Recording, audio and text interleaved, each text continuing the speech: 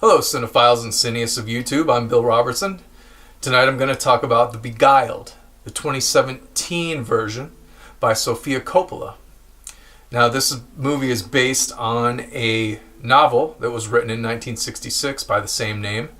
There was also a Clint Eastwood movie made in 1971 based on this novel as well. This is Sofia Coppola's adaptation of the novel, not a remake of the 1971 Clint Eastwood movie. She won Best Director at Cannes this year for this movie, and that makes her the second woman in history to do so. I like her work. I watched The Virgin Suicides when it first came out, then I watched Lost in Translation. The movies in between that, though, and The Beguiled, I have not seen. I've been wanting to check them out, but I have not. The Beguiled is a very slow movie, a very quiet movie, atmospheric. It is a period piece. It's set during the Civil War at a woman's boarding school. They are basically holding out in Virginia at this plantation while the war's going on around them. And they're trying to maintain a semblance of Southern chivalry and womanhood and etiquette. All the while, the war is going on around them. And what happens is one of the girls, while she's out picking mushrooms in the forest, the beginning of the movie, finds Colin Farrell's character wounded. He's a Union soldier. And she brings him back, and they nurse him back to health. And the movie is all, they're named The Beguiled because this soldier, once he comes to and starts to regain his health, he beguiles the women at this boarding school. He charms each one of them in a way that is personal and will work to his benefit, and specifically on the particular woman he is beguiling.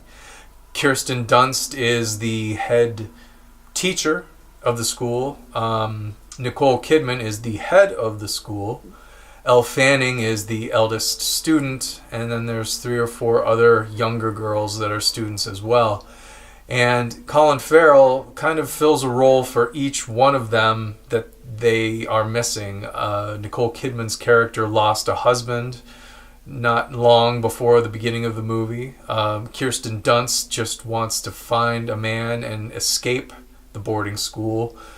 Elle Fanning is just kind of the vixen character who just wants any man, the attention of any man, and Colin Farrell's only too happy to entertain all of these girls' desires. He's very charming and polite to Nicole Kidman's character, who is a very uptight, strict Christian. He tailors his personality to enchant her.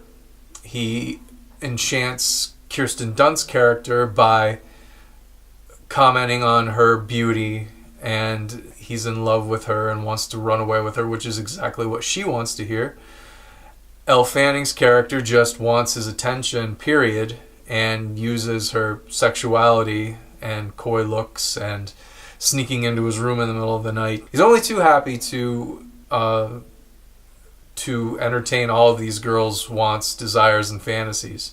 Even the younger girls, he acts as big brother character to them. Whatever each character wants him to be, he beguiles them by being. The movie kind of moves towards a horror movie, not over the top, not in your face at all, but as the girls each start to compete with each other for Colin Farrell's attentions, then things just kind of start falling apart, and Colin Farrell is torn apart by this competition among the ladies as he tries to fit in and make each one of them happy, but it doesn't work. And I guess that's what Sofia Coppola is, as a director, a writer-director, what her films are about a lot of times is about the dynamic of a group of women and how the introduction of a male or a group of males can alter that dynamic. And that's pretty much exactly what this movie is about.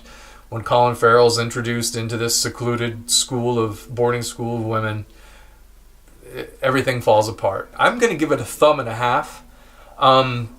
Not because it's a great movie. It's well done, well put together, well acted. The cinematography is beautiful. The color palette in this, the pastels, which is usually represented by the girls in the boarding schools, their dresses. Each one has a pastel colored dress, and the way that the color schemes in this movie work really highlights these pastel colors, and it's a really beautiful looking movie.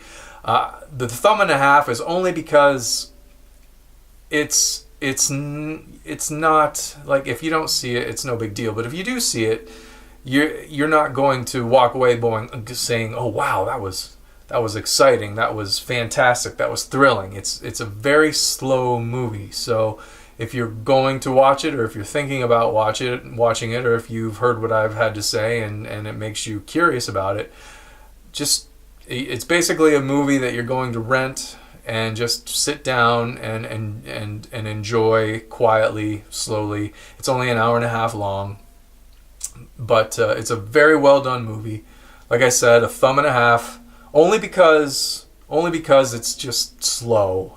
And it's not going to be like, "Oh, I gotta watch that again," even though I would like to watch it again. And on another note, like I've been letting people know in my videos, I'm an armchair video maker, YouTube video movie maker.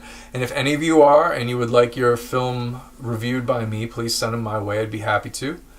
Please like, share, and subscribe, and I will see you next time.